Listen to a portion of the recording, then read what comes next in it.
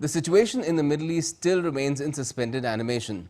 The threat of retribution from Iran for the killing of the Hamas chief has led to an exodus from not only Israel but also from Lebanon, where preparations have also been made to tend to casualties if Israel strikes back. Now, a Houthi leader has said that the group will coordinate the attack against Israel along with the so-called Axis of Resistance. Take a look.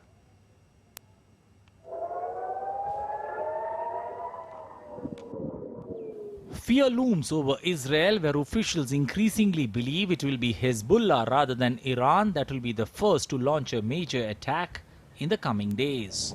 Reports say that Tehran possibly be reconsidering its threatened large-scale onslaught. Meanwhile, an emergency meeting was held by the Organization of Islamic Cooperation to discuss Iran's response on the killing of Hamas leader Ismail Haniyeh. This unlawful act not only undermines the prospects for a peaceful resolution, but also exacerbates the tensions within this region.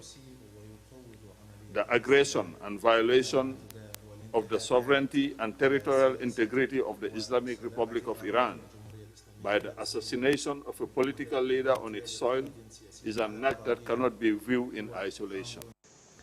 Amid fears of a full-scale conflict with Israel, Lebanon's healthcare system is equipping hospitals with emergency medical supplies and intensively training staff for potential emergencies. Amid fears of a military escalation, flights continue to arrive at and depart from Lebanon's only international airport, the Beirut International Airport. Arriving passengers have shared their anxieties over the increasing tensions. We were hesitant about cancelling our trip, but I prayed and decided to come and see my family. I won't stay long. Maybe next year I will stay for longer. I am traveling today because of atmosphere and pressure we live under. My vacation ends in 10 days, but I am no longer happy. So I have decided to stop my trip and go back to work. My vacation is over, so we are leaving. We didn't reschedule our flight and we had a great time visiting Beirut. We were a little nervous because people were asking us to leave earlier. Many airlines globally are revising their schedules to avoid Iranian and Lebanese airspace while also calling off flights to Israel and Lebanon. Egypt has instructed its airlines to avoid Iranian airspace from 01 to 04 hours GMT on Thursday. France has extended cancellation of flights to Lebanon till the 11th of August. United Kingdom and Singapore have also advised its airlines to avoid Lebanon airspace. Italy's ITA Airways have further extended a suspension of its flights to and from Tel Aviv until August 10th to ensure the safety of its passengers and crew. Bureau Report, DD India. Live by DD India's Trent Murray from Beirut in Lebanon for more on this conflict. Good evening to you, Trent. How disruptive is this bracing for retribution proving to be, not just in Lebanon, but also in Israel and other parts of the region?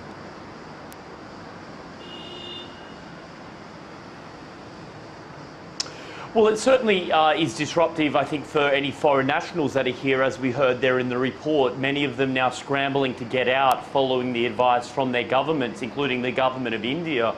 We have to remember it's thought there's roughly 4,000 Indian nationals here right now. They are being told to leave, but it's not necessarily easy because many of those airlines, again, as we heard in the report, are simply not flying here because of safety concerns. And we've seen those warnings now extended all the way through to November in the case of the British. To avoid Lebanese airspace altogether. Now, for people that live here, obviously they don't necessarily have the option to leave, and so they are somewhat on edge right now as Hezbollah, that group based right here in Beirut, is vowing to respond to the Israeli airstrike, which killed one of its senior commanders last week. There are some reports that people have begun stockpiling food, things like flour and diapers and nappies, as well as bread and other essentials. But the government here is saying don't do that because it will cause a run on supermarkets, and they're trying to assure people that there is 3 months worth of food supplies as well as diesel and petrol should there be a conflict. But we are also hearing that they are preparing for the worst despite those warnings. Several major hospitals here have been running intensive training with staff to prepare them for any sort of mass casualty event And I think it just, speaks to just the level of concern right now, not just here in Lebanon, but in parts of the wider Middle East, that the region could be about to see a major war. Trent Murray, thank you for joining us from Beirut.